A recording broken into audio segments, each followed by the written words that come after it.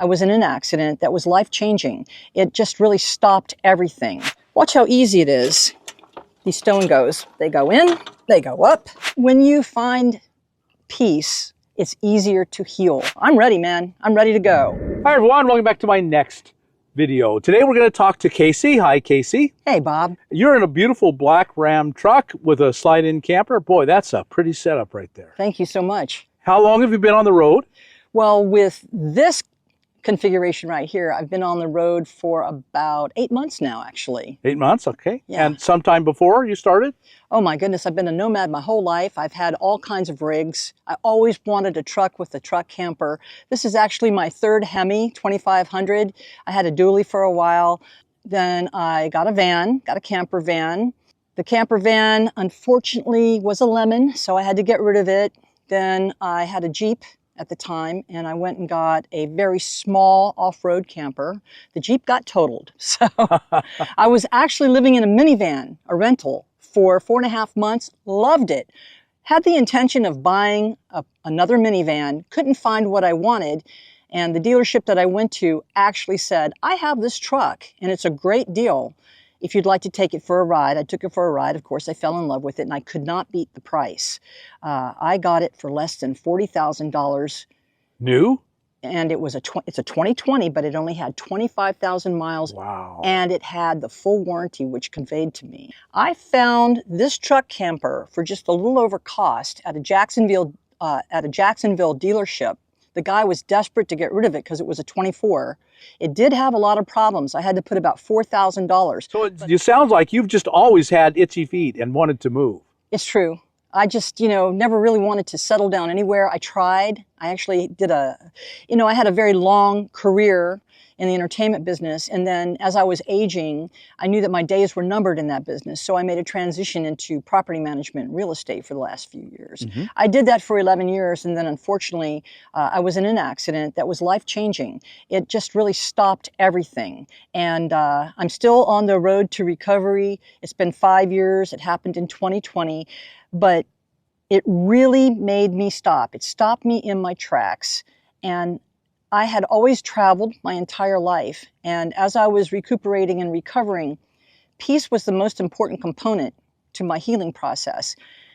And I thought to myself, well, this was your retirement plan, so as soon as you're capable and able, the thing for you to do is to get back out and full-time, because that's where I find my most happiness, and that's where I find my most peace. It's hard not to find it out here. Isn't that the truth? Lots of peace out here. When you find peace, it's easier to heal than it is in chaos and having a lot of stress. But yeah. It was a process. So I guess for a lot of us, one of the biggest questions is power, and it looks like you've settled out with a generator. I have. So I started out with 2 generators. It was a little bit more than I wanted to carry because of weight. So I decided with the generator rack on here, I'd go down to 1 generator, and I would use the extra space for my Rotopax cans. I have 3 of those. I also have a 6-gallon siphon system that I can use if I really want to extend my boondocking stay. So for right now, I'm using this generator, which powers the camper perfectly. I am using this to charge my Opus 6000. So what I do to save money on gas is I'll run this 3 hours a day, recharge the Opus, and I run my camper off my Opus now. I have one solar panel. It's only 200 watts. It's the trickle charge system. It's enough to keep the battery charged. I have a 300 amp hour battery, and I can go about 3 or 4 days on that if I'm very conservative with everything. This is the heavy duty 2500. It is the Hemi 6.4 liter. So it is the gas, not the diesel. It's the crew cab, and it's the short bed too. It had low mileage. Her name is Big Betty, by the way. This is Big Betty. And this is the house of the turtle because it rides inside. And this is my homage to my mom and my dad. My dad was in the Navy. My mom was an amateur prospector. So the camper is an homage to my mom, the truck to my dad. And then, of course, back here I have Itty Bitty Betty. She's my little garage. Your truck has to be able to carry the payload. You cannot go over the payload. So real quick, I'll tell you a couple of upgrades that I did right away was I upgraded to heavy-duty Bilstein shocks, and I put in a Hellwig Big Wig sway bar in the back. Mm-hmm. Yeah.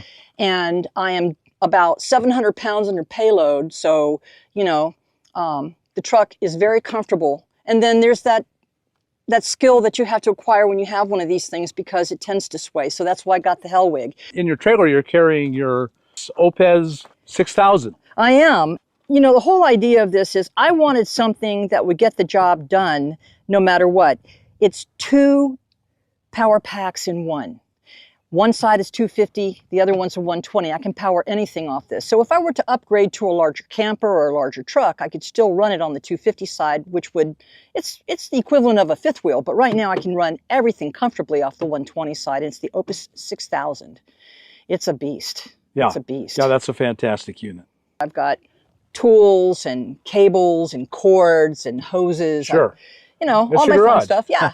And then, you know, if we were in a grid down situation, I always carry at least 40 gallons of water. My tank will hold 21 gallons of fresh, and I keep extra in the truck. And then I could live in the desert for 2 or 3 weeks. You know, they say you're supposed to have at least a 3-day to a 7-day supply. I have my MREs in here, and I have solar. I have a generator. I stay gassed up all the time, so I'm ready, man. I'm ready to go. Yeah. Nice. I think that's very wise. So I want to tell you about these steps before we go in. These are called Stow and Go, and they are called accordion steps. They are very easy to install. It's just 6 bolts, and I'll demonstrate them for you. Watch how easy it is. These Stow and Goes, they go in, they go up. They have a piece of rubber right here that goes on here like this, and this happens on both sides. So as you're going down the road, they don't fly out or fly away. And then when you want to take them down, you just lift this up like this, pull it out just a hair, comes off of there like that, and then there you go. That's nice, because that's way up in the air there. And it's 5 steps. You can order them with 3 steps or 4 steps. I wanted 5. So this is my home. It's my cabin on wheels, and I love it. I really love this. This is beautiful. Thank you very much. Really, really nice. So I really wanted the minivan.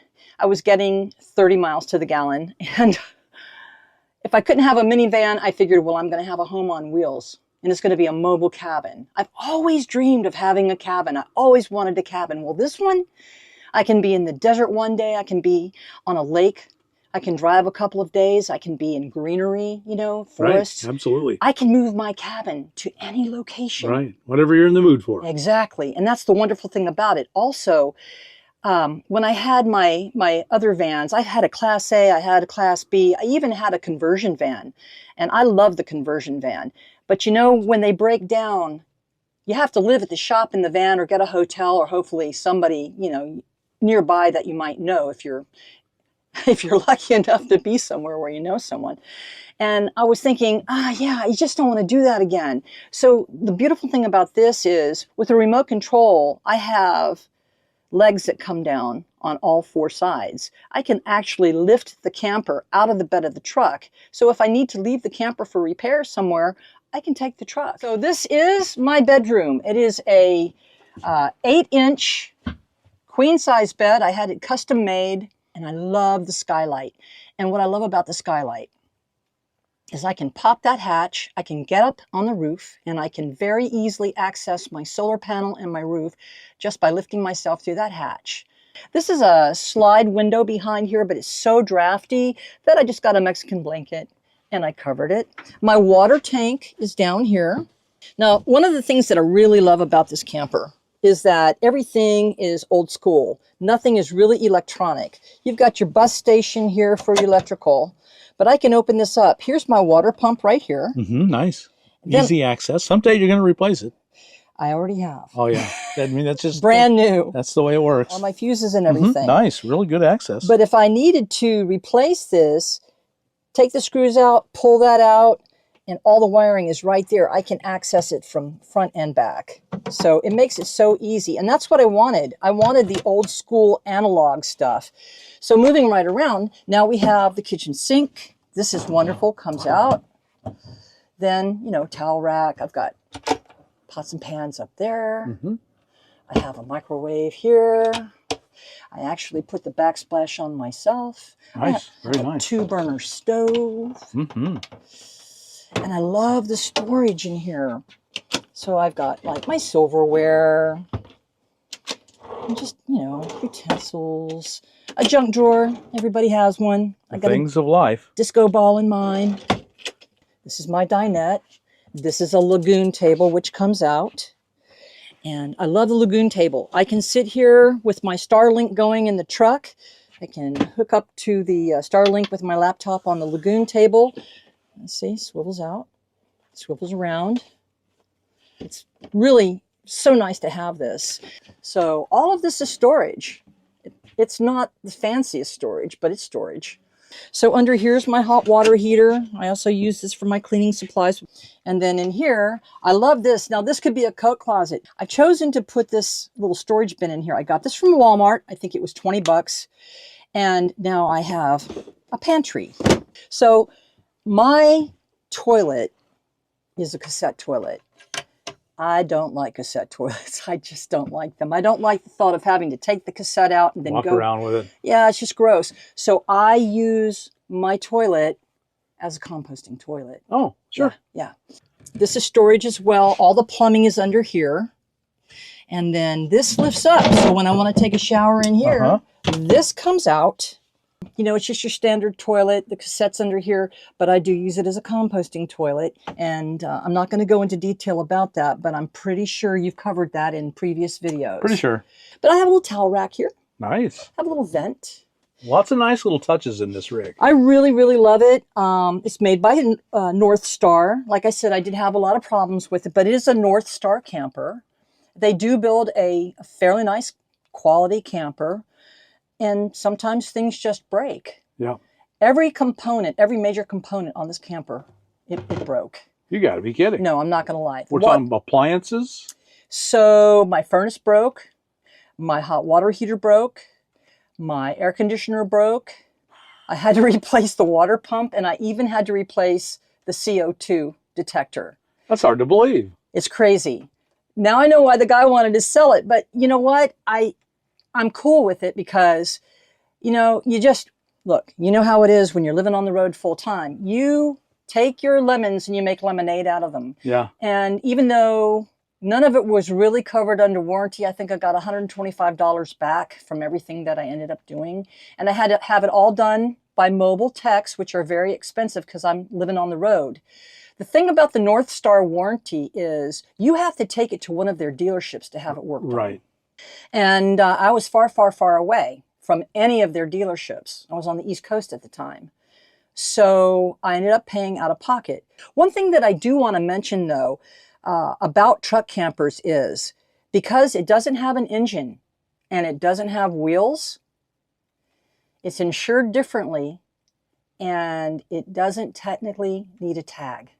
Right. So I'm not paying for a tag on it. And because the state that I domicile in is Delaware, I didn't pay any taxes on it. Nice. No sales tax.